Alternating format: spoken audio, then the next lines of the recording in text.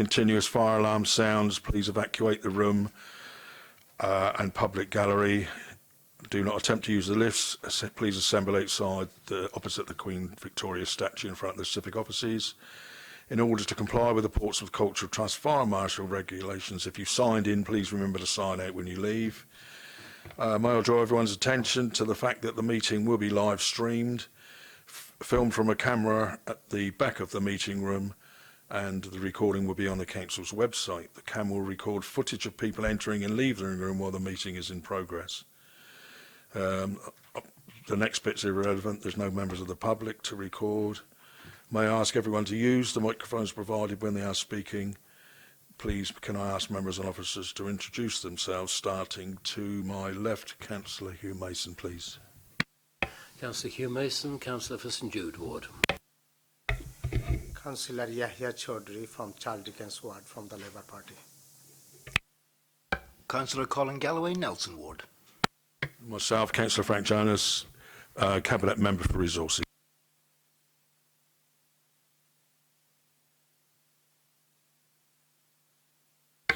Vicky Pleathouse, Democratic Services. David Evans, City Development and Culture. Claire Watkins, Executive and Legal.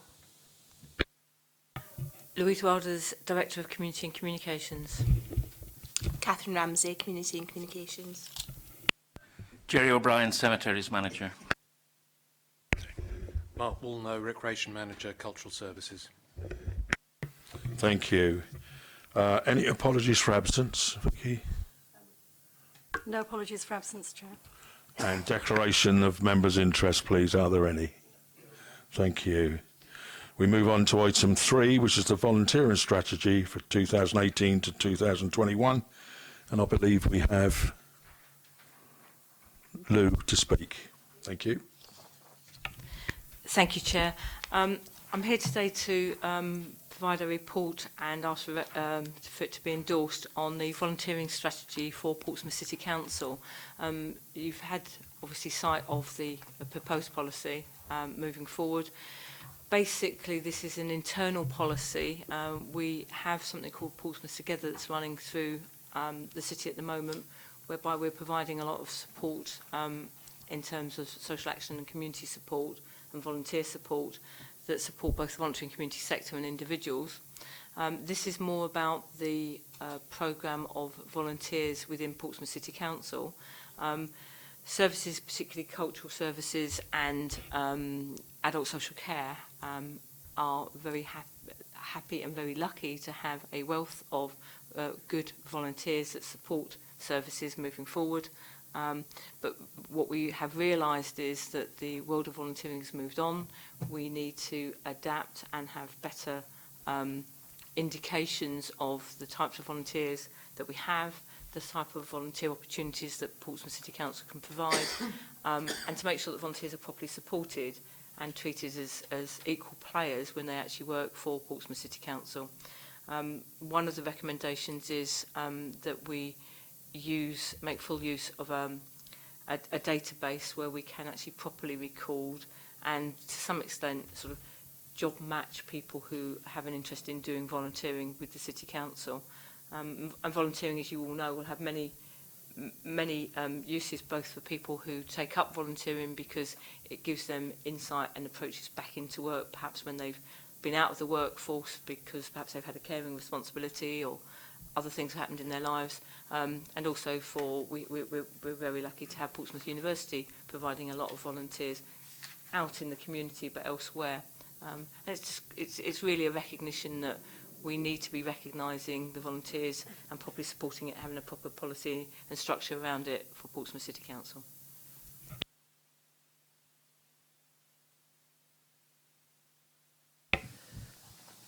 It's a very interesting document, and I have 3 questions coming out of it. The first one is, how do you obtain volunteers and ensure that you're getting the people who are willing to volunteer know of your existence? Second question, you are talking about using the Portsmouth Together partnership to build wider community partnerships.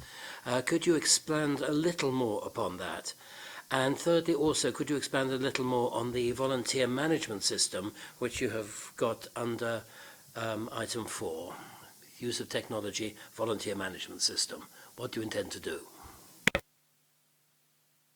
Thank you.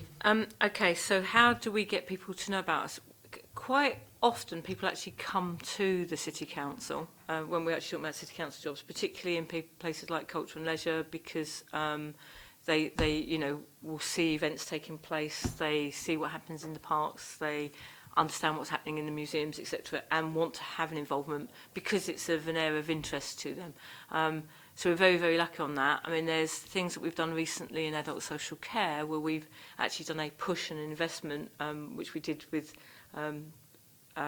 Councillor Jonas's approval to actually spend some additional money and put a push and investment on getting people to work in our dementia care homes. And that's been really, really successful, more successful than has been anywhere else in the county, to be honest with you, which takes the pressure off of the paid carers and provides added value to the people in the homes in terms of being able to do activities with them, you know, from just reading the paper to actually doing sort of singing sessions with them, art sessions with them, assisting with eating and stuff like that. So that's been really successful. So there's multi ways of actually making sure that people, one, know about us, and then sometimes actually going out and doing a push and a market for particular types of volunteering support. People often see us and other statutory partners as a good place, and I think it is a sound place to actually, particularly for that payback of getting their feet back in the ground in the market of employment, and that's a really good tool, and quite often people come to statutory partners for that. So really the volunteering within Portsmouth City Council isn't too dissimilar to when people want to volunteer for organisations outside of the City Council. So it'll either be an interest or a matter that's close to your heart, or it'll be something whereby you actually think it will help build your skills and knowledge moving forward. In terms of Portsmouth Together, we're an interesting stage. So Portsmouth Together came about good 4 or 5 years ago now, as you will be well aware, Councillor. And Portsmouth Together is around sort of just not volunteering alone, but it's sort of social activism, if you like, for want of a better way of putting it.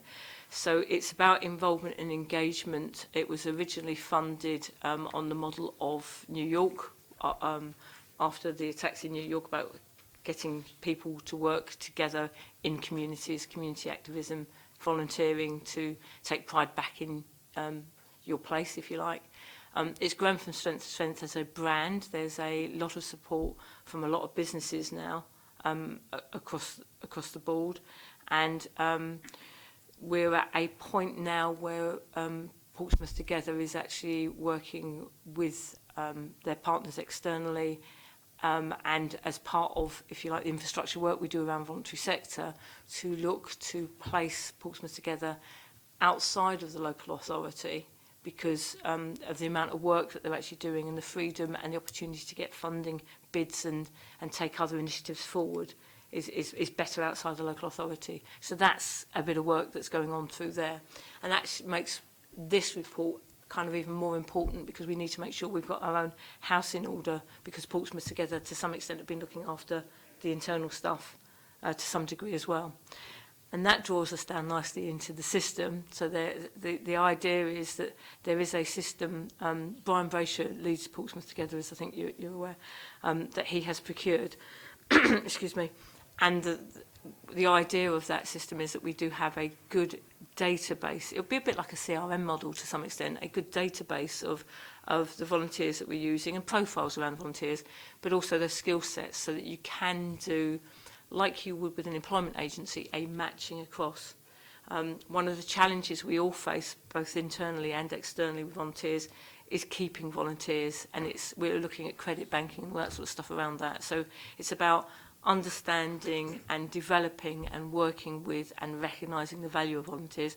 But the database will help us do that, because at the moment, whilst we can go around our services and say, who knows what volunteers you've got, we actually don't have a good figure of it, and we don't have a good figure about what people's interests are and how we match it.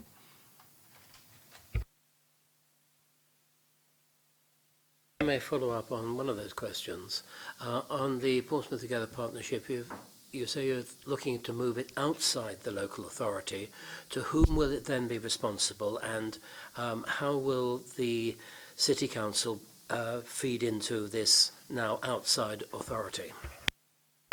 Okay, so that's still in development at the moment. The City Council, it ties in with the infrastructure programme of work that we're doing with the voluntary and community sector, and what we've done is we've decided to review and refresh how that's actually working.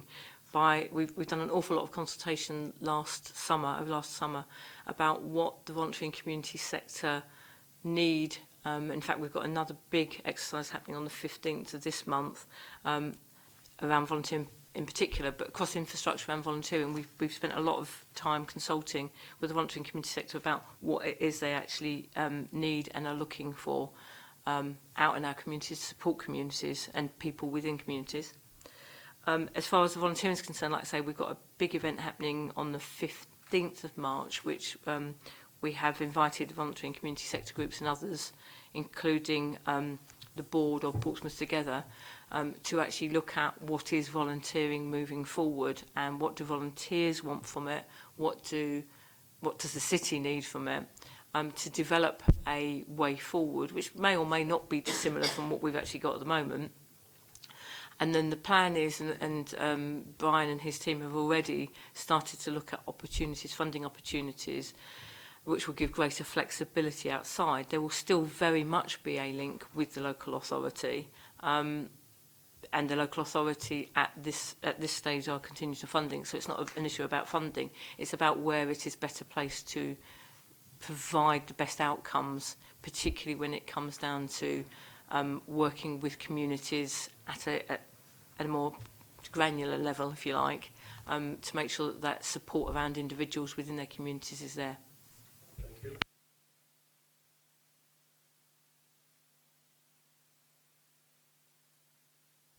Look, how's your website doing for attracting volunteers?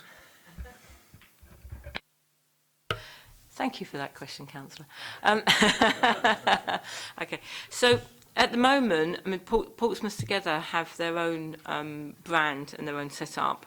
We are not actively marketing through our website, so basically we have what we have with volunteers is, like I say, Portsmouth Together have their own brand around it. They have visibility in the Central Library and other places, and we do have where people can register for volunteers. Part and parcel of the work we are doing now with Portsmouth Together and the consultation work that we're talking about and engagement work we're talking about now is to actually make sure that we have got those things right. It's like how I'm having a political answer here, not really answering the question, but whereby we will have everything addressed and probably its own identity and its own proper website. But where we're still undecided, and that's part of the consultation and engagement, is how that actually fits in with our partners in the volunteering community and social enterprise sector. So it's not a complete picture at the moment, to be honest with you. And that's, you know, I'm more than happy that we come back once we've got that complete picture on that element of it. This policy is about inside PCC.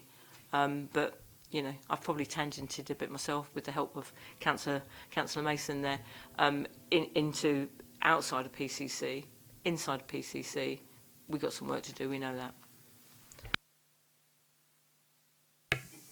Yes, I'd like to know, because voluntary sector is very important sector for the community in Portsmouth. So how you make sure these local people, especially in Portsmouth, they knows that as a city council we are taking the people for the voluntary sector and helping for the community, and how you're going to advertise how the people knows about it. Thank you. So again, we're tangenting a little bit here, but the infrastructure work that I've been talking about will address a lot of that. There's some significant plans that we have, and we're doing a lot of what we call collaborative working at the moment with ourselves, the CCG, and the voluntary community and social enterprise partners We've got a programme of work called Project Bridge that's been going on for quite a while, and we're doing some development work around that. And I think with the Chair's approval, I'm quite happy to come back to the next meeting and give an overview of what's been happening on Project Bridge and the SPOC work that we're doing, because I think it would be very interesting. But I'd like to give an assurance that we are working very, very closely with the sector at the moment, and we are, one of the reasons why it's called Project Bridge is it's understanding and recognising across not just PCC, other statutory parties, the value of the voluntary community and social enterprise sector in Portsmouth and how we need to work with them to support our communities and individuals within our communities. And it's an area that I'm passionate about. Councillor Jonas is equally passionate about it, and we've been doing quite a lot of work with this, both Councillor Jonas and Councillor Stubbs. And I'm quite happy with your approval, Chair, that we come back and have a session on this. I'd just like to follow up that. You just were saying that you're going to work with the voluntary sector, some other community voluntary, and you can get the people from there. There is anything we can able to advertise in the newspaper, advertise on the job center, we can get more people and help the community on that way? That's all part and parcel of the plans of the work that we've got moving forward, and I think it'd be really beneficial for us to have a conversation about that. And you know, I don't want to fetter the conversation today, but without going into too much detail. But absolutely, I mean, one part of what we're trying to do at the moment is to get a thorough picture of Portsmouth and all of the wonderful people that do work on an individual level and at a group level and at a paid-for voluntary and community sector level. So it's kind of an interactive map so that everybody can see what is there down their street and the support there is down their street. So we're doing an awful lot of work on that at the moment. And we're doing a lot through resources portfolio, sort of the discussions that we've been having on that.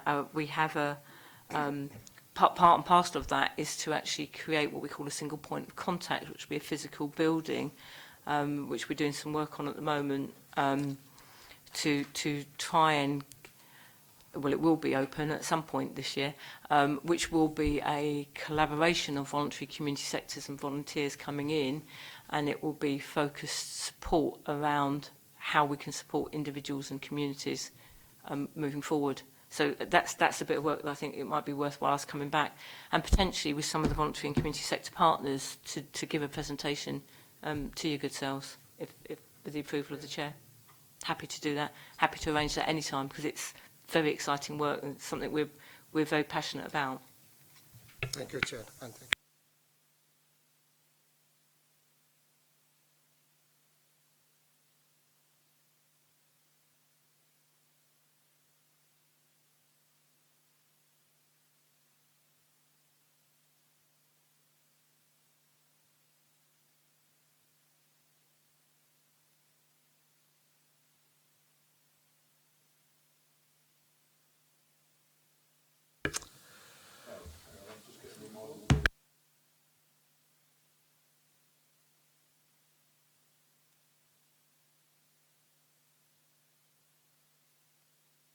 Thank you. It's me again. Thank you. It's me. It's yeah. But this is a nice sort of lead-in from the conversation that we just had, because this is to introduce something called the City Priority Standard. Again, this is something that through the work that we've been doing with the voluntary and community sector. The voluntary and community sector have a group who, in effect, represent them and become the voice. So it's Portsmouth Community and Voluntary Network. They have done some work with us and have asked for something called, which we are calling now, the City Priority Standard. So we've worked this up with them. The purpose of a City Priority Standard is to work with our statutory partners to look at what our priorities are for the city, which will change over the course of time, obviously. But then to drill down with those areas and work where the members from the voluntary and community sector want to bid for funding in an already really overcrowded market. And that's, I'm talking about external funding, so it could be lottery funding, it could be, community foundation funding, it could be anything. But what the City Priority Standard will do is endorse their funding applications elsewhere, which will give them greater credibility, one would hope, and greater assurance, because it will be endorsed by statutory partners saying this is something that's important for the city, there is a gap in the city, and it's something that we are not funding or not able to fund. So, you know, there'll be many examples around that, but for example, in children's social care, work around dealing with people who have children removed from them and preventing them going back into another relationship where they will have another child, etc. Managing the transition between children's social care and adult social care. There's various areas where as statutory partners, statutory bodies, we don't have the capacity, don't have the funding, etc. to do, but there are fantastic funding opportunities, massive innovation in the voluntary and community sector that is there, that they should be able to put in for funding opportunities for, and it's our endorsement of those, and that's what the City Priority Standard will be. These are priorities to the city, things that will benefit individuals within the city, and we are endorsing their applications for grant funding. That's basically what this is about.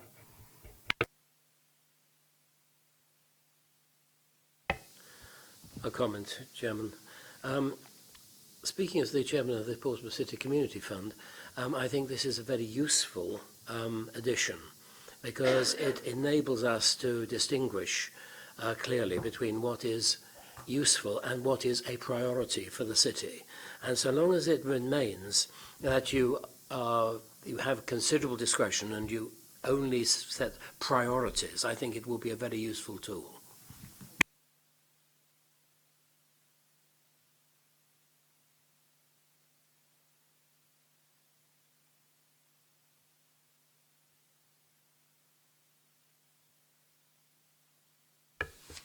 Okay. So currently, looking at the memorials and monuments policy, the authority doesn't have such a policy, and we're asking for the council to endorse a comprehensive policy. And the policy will enable a governing of the decision-making criteria for memorials, benches, trees, and urban meadow pockets. As you know, Portsmouth has many memorials, and a large concentration of these are down at Southsea. They are therefore subject to salt damage, and the council does have limited resources allocated to the upkeep of memorials. There's also a large number of benches in the city, and some of these are concentrated in particular areas, and they're also a spread of disparate design rather than one unique design for Portsmouth. Practically, the policy will enable a cross-party panel to look at each application on merit, and recommendations were made to that cross-party panel by officers in City and Culture. The application will show how the memorial is to be funded, and we're looking at asking persons who wish for a memorial to consider self-funding and maybe looking at a business to support funds for such a memorial. And the application will also look at site and design suitability. In some circumstances, applicants might be directed to alternative memorials. These might be a legacy for community equipment, an art installation, or a green memorial, such as tree sponsorship, and this is also set out in the policy. You'll see from the appendix, we've designated a number of saturation zones where there's a high number of memorials currently in the city. And going back to benches again, there'll be a council specification that applicants will be encouraged to go by. The policy also covers roadside memorials, and we're looking at suggesting that fresh floral tributes are permitted for a period of 12 weeks with a 2-week refreshing during that period. And tributes will then only be removed when there's a maintenance or safety concern. Thank you. Thank you, Claire. Members, comments, please.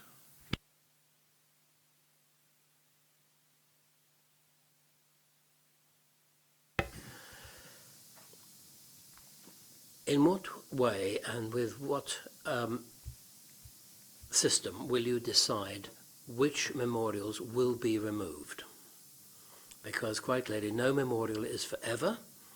Even the war memorials, I suspect, will, a few hundred years, they will disappear. How are you going to do this? Okay, thank you, Councillor Mason.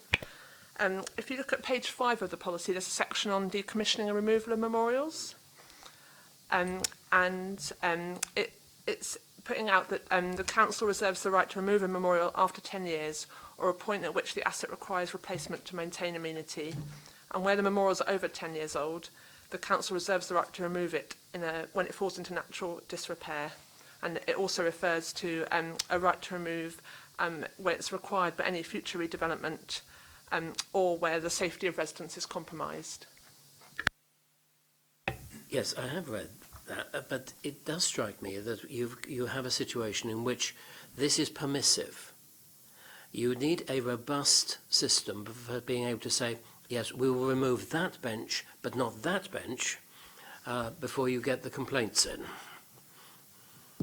If I may respond to that, it's really a question of looking at the whole thing. So when a person wants a bench, for example, they pay £2,500, and that gives them a lifespan of 10 years for that particular thing. And at the end of 10 years, it can be disposed of because that's the legacy payment as well. So that amount will allow the bench to be put in place, the memorial to be put in place, and it to be maintained for 10 years. And most of the benches we've got will last longer than 10 years. It's when they start falling apart or get badly damaged, as some have been recently, that we have no option but to remove them. And it is, you're right, it is permissive, but it's the right, it's really when they become unsafe.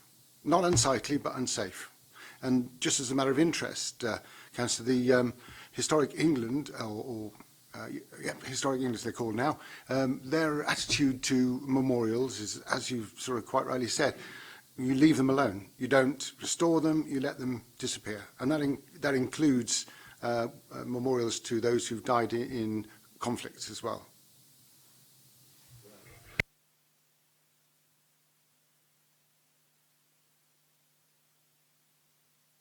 All right, just to follow that one up. So the person who would make the decision that has gone beyond reasonable maintenance would be your office, would it?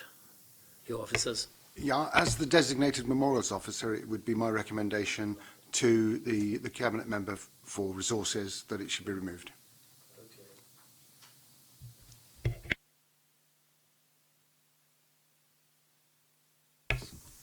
I just like to know how you're going to specify the funding for the memorial or monument.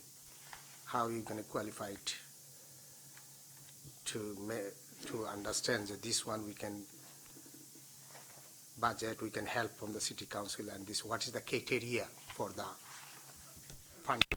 The City Council do not pay for memorials currently. That's many, many years. It's all done by public donation. For example, we have a memorial to the Portsmouth boxers in the Guildhall Square, and this was purely by public donation, and that's the way that we do all our monuments.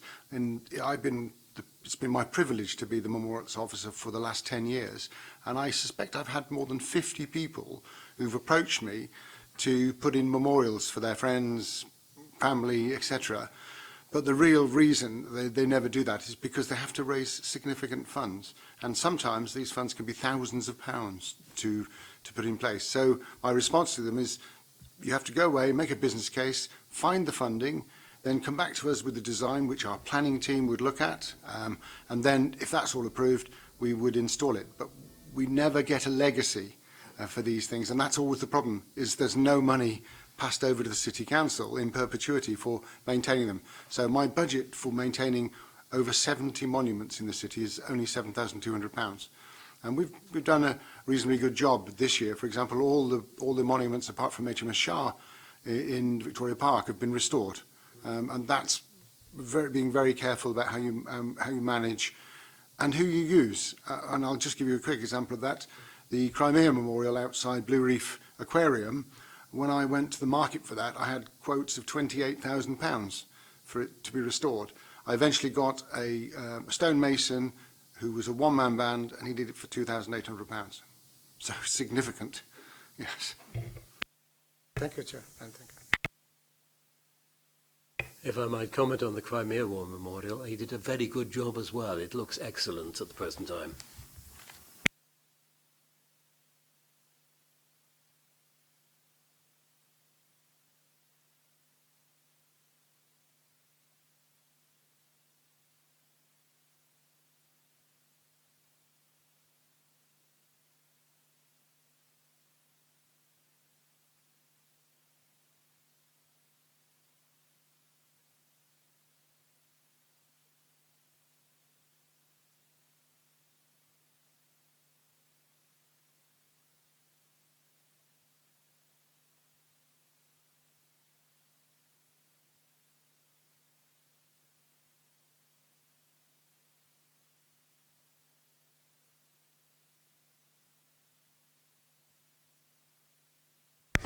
Yes, thank you, Councillor Jonas.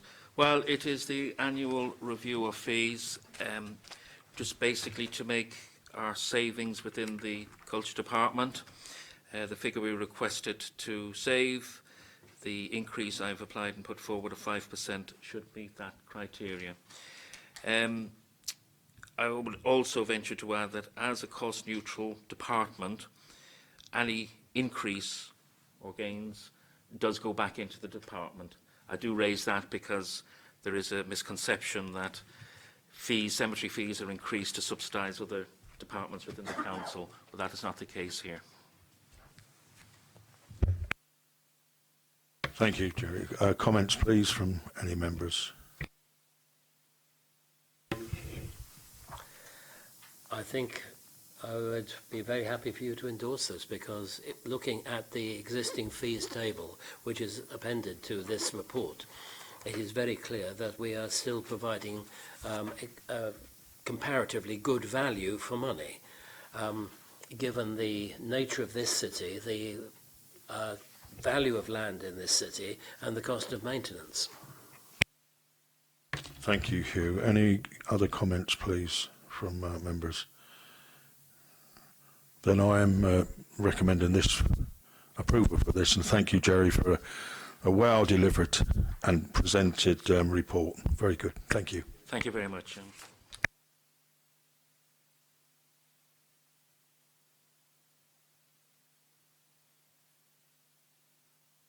Item 7, I believe you've got something to say. Thank you, Councillor.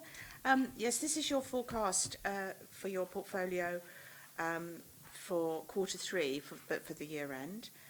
On the revenue side, we're reporting an forecast underspending of 624,900, but a significant part of this arises from windfall items, which is the improvement in debt collection and reduction in bad debt provision in the rebates and allowances. The actual underspend excluding windfall is only 208,000, which is 1% of your budget. The main reasons are listed in the body of the report, and at the end of the year, if that underspend stays, then it goes into the portfolio reserve, as you know. We've also shown, we've updated the capital programme to that approved at the annual budget meeting of the council in February. So at this stage, we're not predicting any variation to that. Thank you. Thank you. Comments, please. Thank you, Chairman. Item 23, welfare burials, overspend 77,900. How come that these unrecovered costs were allowed to run on, so that we have this massive overspend of however many percent it was a very large percentage, 418% in the current year? What we've actually done here is reviewed all of the balances that we were holding of, these are where people have died and we haven't been able to trace any relatives, or they haven't had any assets to pay for the funeral, which we've had to do. And so we were holding a lot of really old historic debt, if you like, relating to these cases. And we've decided to write that off, because it's not really prudent to carry on holding the debt when there's no chance of recovery. So it's a sort of once and for all write-off. And then in the future, it will be probably a smaller figure, because we'll do it as the years go on, you know, in each year.